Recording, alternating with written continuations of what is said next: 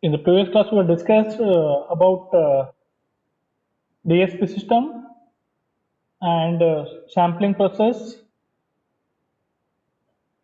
and discrete time sequences, and also DFT and FFT and its relationship between DFT and frequency response. Okay, we already discussed this one also, and this one is very important. The fast Fourier transform. Okay, what are the different types of the fast Fourier transform? What is the use of this one? Okay, and this table is very important. Please go through this table. Okay, and for that here this table will give how many number of the multiplies required for the DFT computation and how many number of the multiplies are required for FFT based computation. Okay, please go through this. These are the equations. For DFT, n square, number of the multiplications, and for FFT, n divided by 2 log of n with base 2 multiplications are required. Okay, please go through this. And linear time invariant system. Okay, in linear time invariant system, yeah, first here we discuss about what is the linear system. Okay, a system which the superposition theorem can be applied is known as linear system. Okay, then what is meant by the time invariant system? A system that is described by the same input output relation at all times is called a time invariant system. Okay, then what about the LTI system? LTI means a system that is both a linear as well as a time invariant. Then we call it as a linear time invariant system or LTI system. Yeah, these LTI systems can be represented in the time domain using linear constant coefficient difference equation. LTI systems in time domain can be represented using a difference equation. Okay, a unit samples or impulse response is used to characterize an LTI system. Okay, here the time domain convolution can be used to determine the response of an LTI system. Okay, which one will use time domain convolution that can be used to determine the response of an LTI system in time domain. In the frequency domain, the system transfer function is used to represent a system. Okay, here they given about the convolution. Here we know we are already familiar with this equation, convolution. Okay, here convolution is an operation that relates the input output of an LTI system to its unit impulse response. Here h of n is unit impulse response. X of n minus m is circular shift of the input. Okay, this is about the convolution. Here we can analyze the time domain approach of the LTI system. Okay, using Z transform, we represent the frequency response. Here, this is the equation for Z transform. X of e raised to j theta is equal to summation of n equal to 0 to n minus 1, 0 to n minus 1, x of n e raised to minus j n theta. Here you can substitute z is equal to e raised to j theta. Then x of z is equal to what? Summation of n equal to 0 to n minus 1, x of n z raised to minus n. Okay, then here system transfer function. What is the system function? That is the ratio of y of z divided by x of z. X of z is equal to y of z divided by x of z. That is the system function. We also call it as h of z. When we did inverse transform of this h of z, we will get the unit function. Okay.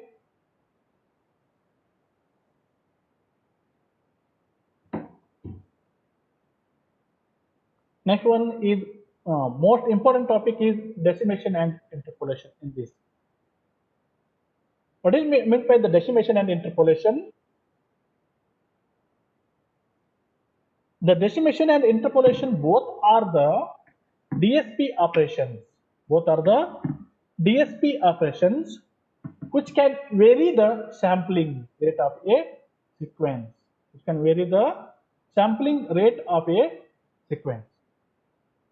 Yeah, decimation is used to decrease sampling rate. Decimation is used to decrease sampling rate, and interpolation is used to increase the sampling rate.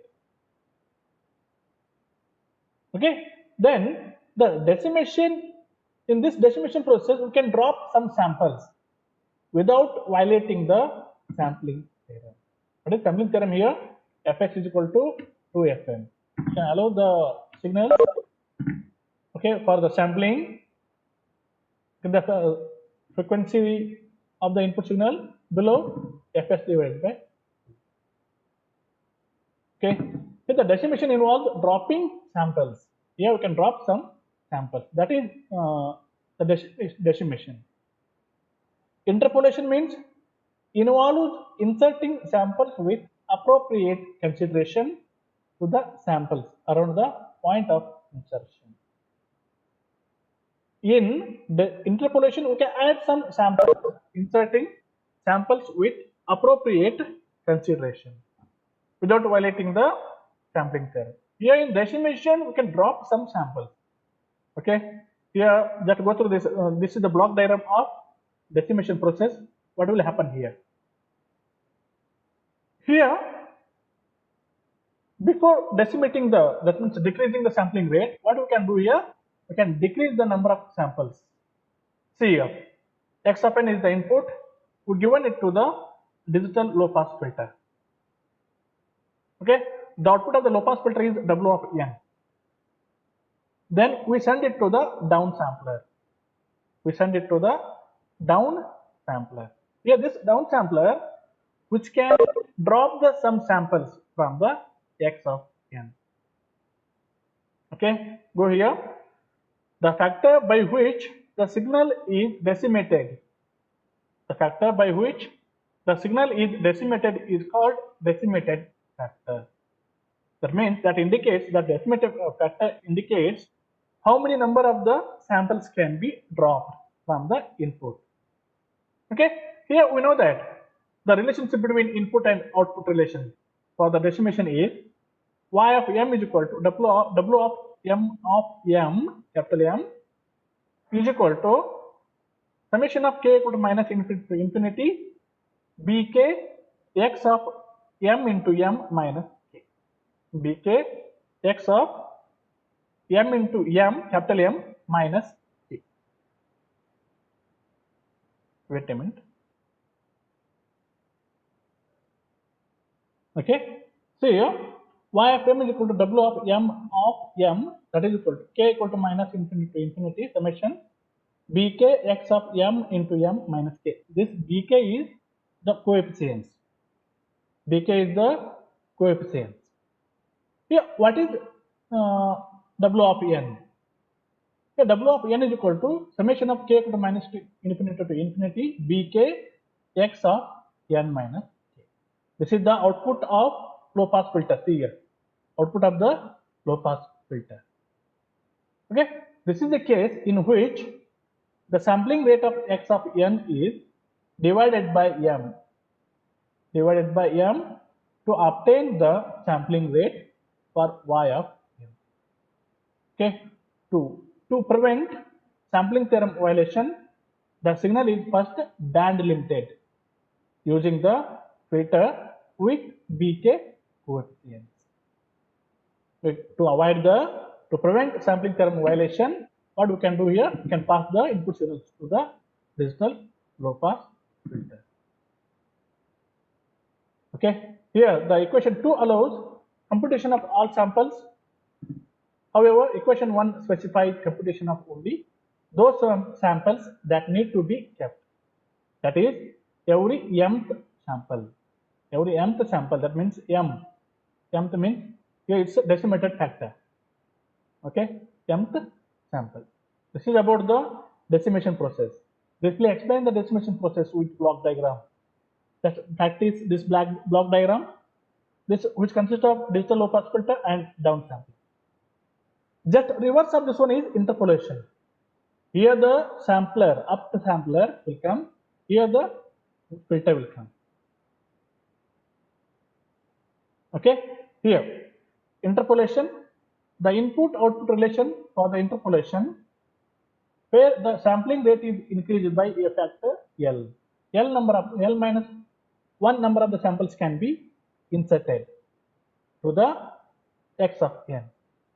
Say L is given as, here this is the output relationship, k equal to minus infinity bk w of m minus k, w of m minus k, where w of m is equal to x of m divided by L. Okay, remaining values are 0. This is the x of m divided by L means when m is equal to 0 as the input, as your input, then plus or minus L means it's a value of L here. How many number? This means interpolated factor. We'll discuss problem, then you will get it. Okay. The process of interpolation as implemented by above equation, these equations, okay, which requires first generating the sequence W of m. It requires the generating the sequence W of m by inserting L minus 1 zeros, and then applying the filter with decay coefficient. This is the block diagram. Upsampler, digital low pass filter. Here in first step only the frequency is increased by L times, but here in last step the sampling rate is decreased. In first step here is same, when the output of the W of m, the frequency is same. At the last step here, when we send the these values W of n to the downsampler, then some samples can be dropped here. But here initially, okay, when we send it to the upsampler, we can increase the sampling rate. Okay, to avoid the violation of the sampling theorem, we send it to the digital low pass filter. Okay, this is about the interpolation process. Okay, both are very important. Please practice it. Go through the decimation process and interpolation process. Both are the DSP operations. Interpolation can be used to increase the sampling rate, and decimation is used to decrease the sampling rate. Okay, just remember that.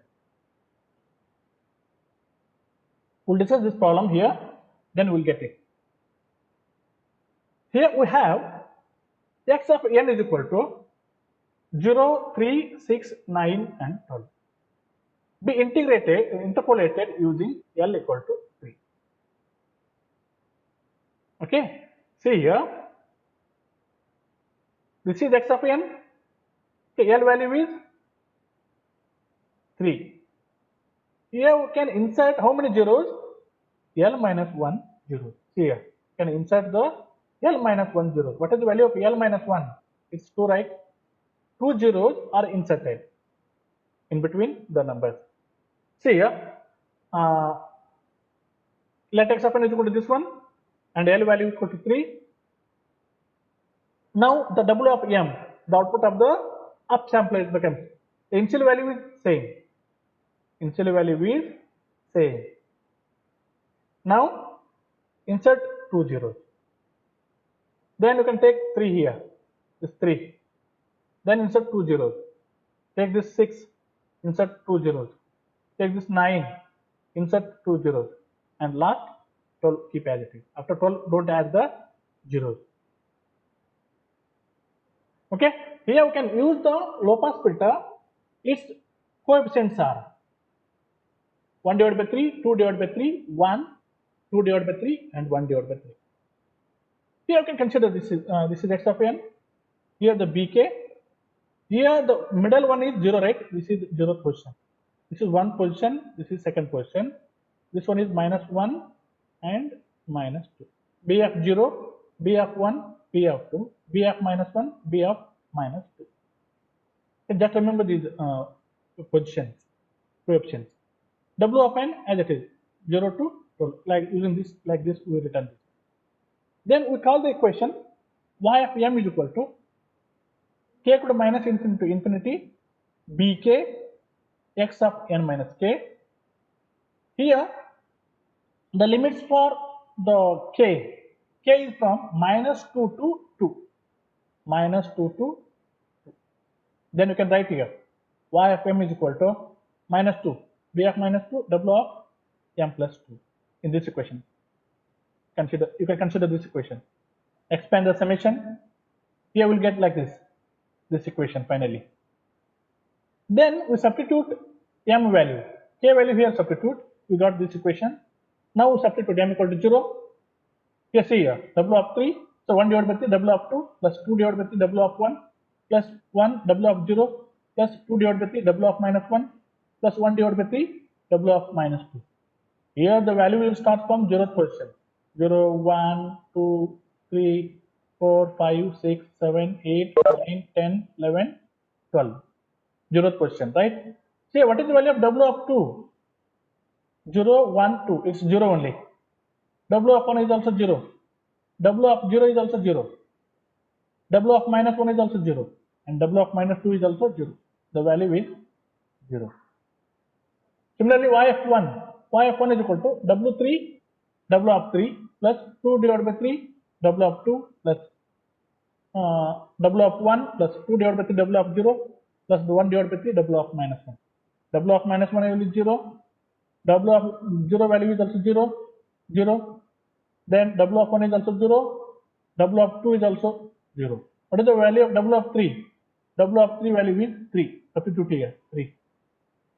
1 divided by 3 into 3, that is equal to 1. Like that, we can substitute up to how many times? 12 means here m value is how many values of m, W of m here? 1, 2, 3, 4, 5, 6, 7, 8, 9, 10, 11, 12, 13. That means here 0 to 12. That means m value will vary from 0 to 12. Here up to 12 we have taken. Then here y of m is equal to 0, 1, 2, 3, 4, 5, 6, 7, 8, 9, 10, 11 and 12. This problem is very important. Please practice it. This one. Okay, these are the important questions. Decimation and the interpolation process and problems on interpolation. Okay, please practice it.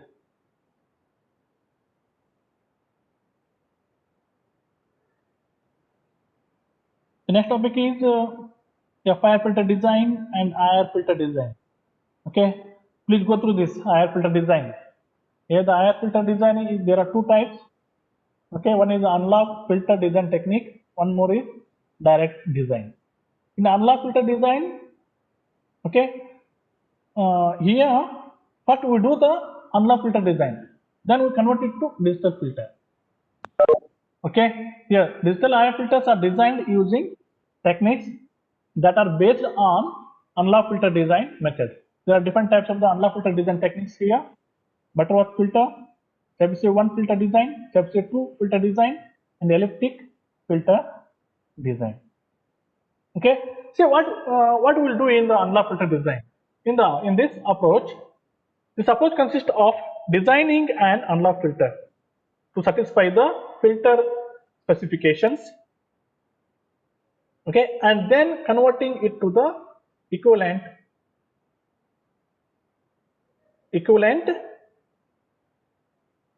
digital filter using an appropriate transformation. You can transform the unlock filter design prototype to digital filter by substituting some values there, test values. Okay. Filter specification consists of passband ripple, stopband attenuation, and the transition width, and also it consists of stopband frequency, passband frequency. Okay, please go through this. What are the methods we are using? Okay, for IR filter design. Two methods: unlock filter design techniques and direct design. In unlock filter design techniques, Here we have some unlocked design filter design techniques methods. Okay, then after designing, we convert it to digital filter design by substituting by taking some transformation. Okay, go through this Butterworth full low pass filter program. It's also very important. Okay, just remember these are the important commands here. Butter, this is for frequency Z. You are already familiar with subplot and all. Okay, here the subplot for magnitude. To get the magnitude, we use the command absolute ABS. To get the phase, we use the command angle. Okay, and also here calculating group delay also. Okay, please go through this also.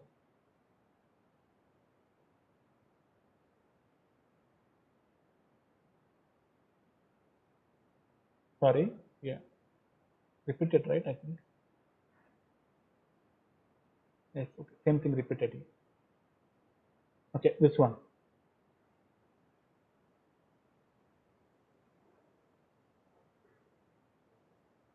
Now the direct IR filter design.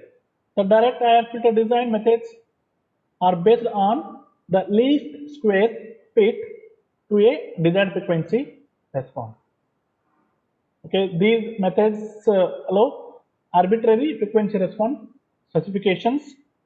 Okay, here one such method is called as UOC design, which is available in the MATLAB program. Please practice this program. Okay, just go to the command here, UOC here, then for frequency, and remaining for the absolute plots and okay. Okay, please go through this. Please practice this algorithms. Okay, I mean MATLAB program.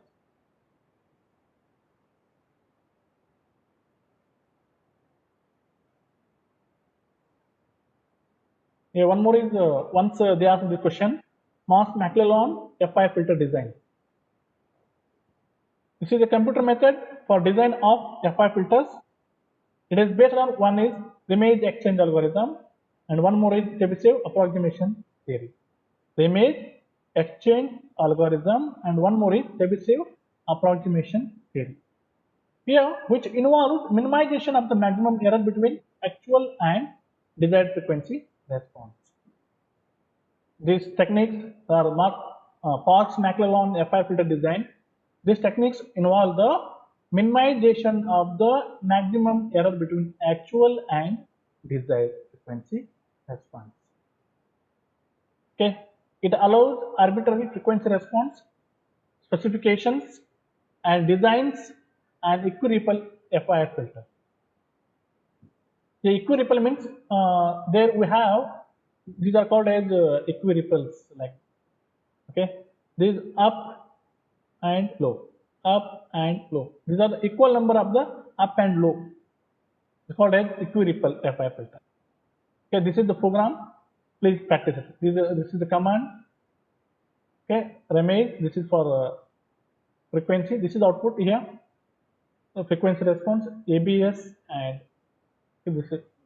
Please go through this. It's also very important. Then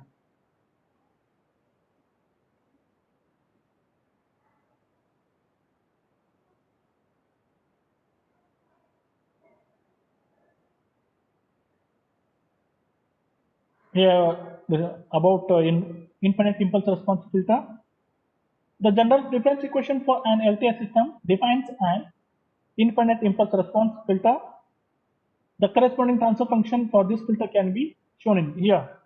H of z, which consists of this is the y of z divided by x of z. Okay, these are the poles. Sorry, that means here the IR filter which depends on both inputs and outputs, previous outputs.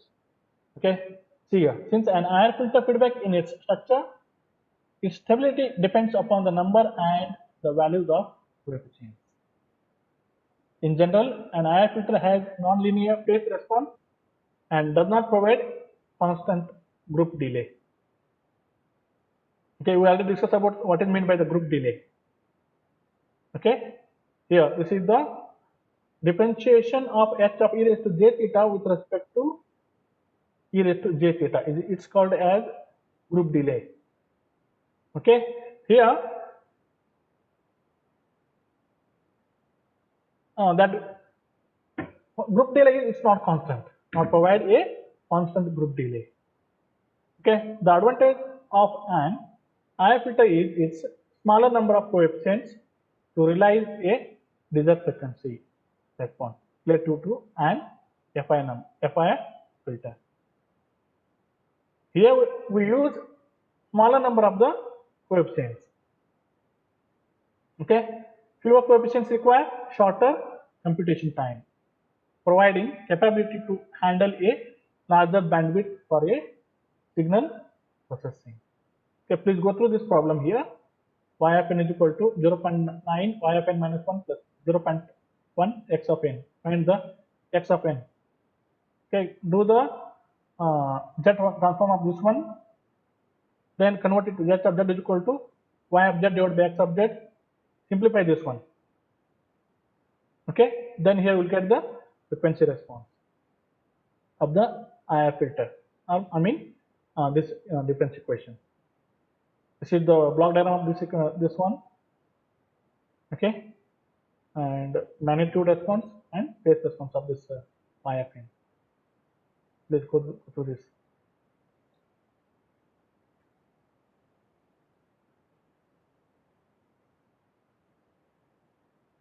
Here, finite impulse response. Here, what is meant by the finite impulse response?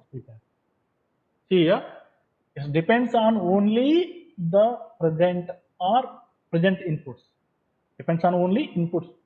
There is no feedback. That means it will not dependent on the present or previous outputs. Okay, the unit sample response of the FI filter lasts for a finite time dependent on the number of filter coefficients represented by bk. It is for this reason that such a filter is called as FI finite. Why it's called finite? The unit sample response of the FI filter lasts for a finite time dependent on the number of filter coefficients. That's why we call it as finite. Okay, this is the frequency response. H of e raised to j theta is equal to summation of k equal to 0 to L bk e raised to minus j k theta. Okay, then h of z, convert this one to h of z here. This is the h of z is equal to k equal to 0 to L bk z raised to minus k. Okay, here we discussed about the advantages and disadvantages. A FIR has no feedback in its structure. It is always a stable filter. There is no feedback. A symmetric coefficient FIR filter provides linear phase or constant group delay. This property makes this filter suitable for application that cannot tolerate phase distortion. This is the advantages of FIR filter. Then what about the disadvantages? The disadvantage of a FIR filter is that to obtain any desired frequency response, the number of coefficients is generally quite large. If the number of coefficients are more, then the computation time becomes large. Here, the larger number of coefficients require larger computation time. Okay, one problem here we'll discuss that is very important. Okay, this problem, this one only. Okay, here they given Yfn is equal to 1 divided by 16, Yfn minus 2 plus x of n. Sorry, actually it's IF filter, not FI filter, because here the Yfn depends on inputs and output also. Okay, just change it here. That's they given it's IF filter, FI filter. It's IF filter. Okay, then y of z is equal to 1 divided by 16, z raised to minus 2, y of z plus x of z. So here this is h of z. That is equal to z square divided by z square minus 1 divided by 16. Here I'll turn this one h of z divided by z here, then z divided by z plus 1 divided by 4 multiplied with z minus 1 divided by 4. That means this one is in the form of a square minus b square form. that is equal to a plus b, a minus b. Same thing here. Okay, using the partial fraction, we return this one. Then h of z becomes 1 divided by 2, z divided by z minus of minus 1 divided by 4 plus 1 divided by 2, z divided by z minus 1 divided by 4. Then h of n is equal to this one. Okay, and this one is FIR filter. This one is FIR filter design. Here y of z is equal to 0.5 x of n plus 0.5 x of n minus 1. Okay, this problem very important. Okay, then take the z transform of this one, then y of z divided by x of z, that means h of z, 0.5 plus 0.5, that is minus. Then take the inverse z transform of this one, h of z will get h of n is equal to 0.5 delta of n plus 0.5 delta of n minus 1. Then we know that h of e raised to j theta, that is the frequency response. Okay, here we have two coefficients, 0.5 and 0.5. That's why k equal to 0 to 1, bk e raised to minus jk theta. Okay, after substituting b0 and b1, that is equal to 0.5, we'll get this one. After simplifying this one, we'll write this one in this form. H of e raised to j theta is equal to e raised to minus j theta divided by 2 cos of theta divided by 2. This is very important. We can convert it to in this form. Okay, then e of e raised to j theta is equal to e raised to minus j theta divided by 2 cos theta divided by 2. This is equal to 0.5 plus 0.5 e raised to minus j theta. See here. Okay, convert this one in this form. Both are equal. Then I have written this. Here we can write this one e raised to minus j theta divided by 2. That is equal to e raised to j theta minus j theta is equal to cos theta minus j sin theta. In that form we return this one, cos of theta divided by 2 minus j of sin theta divided by 2. But this one is multiplied with cos theta divided by 2. Then here cos square theta divided by 2 minus j of sin theta divided by 2 cos of theta divided by 2. Then find the, this is in the complex variable, complex number. This is imaginary, this is, sorry, real part, this one is imaginary part. Okay, then here the magnitude is square root of this value and this value, add.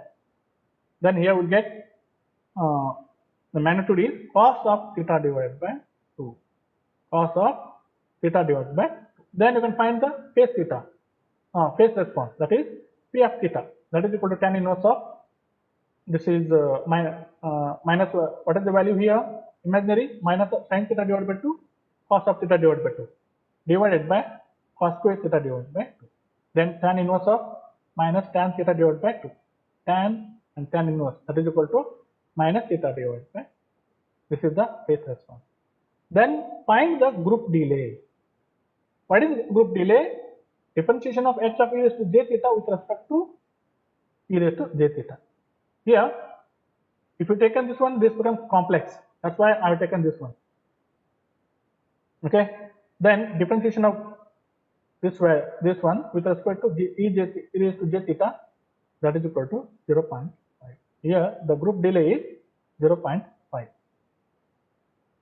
Okay. In the next class we will discuss the numbering systems. Okay, floating point numbers, fractional numbers. Okay, in the next class we will discuss about that. This completes first chapter in the module 1. Okay, please revise or please go through this one. Okay, it's very important.